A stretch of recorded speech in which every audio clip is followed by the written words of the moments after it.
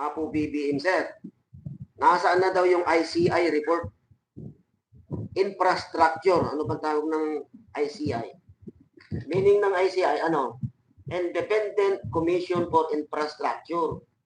Yung ICI, ito yung nag-imbestiga ko sa mga flood control scam. Ngayon, si Manang Aimee mo, tinatanong ka na, nasaan ang ICI report? O, ito ha. Ito.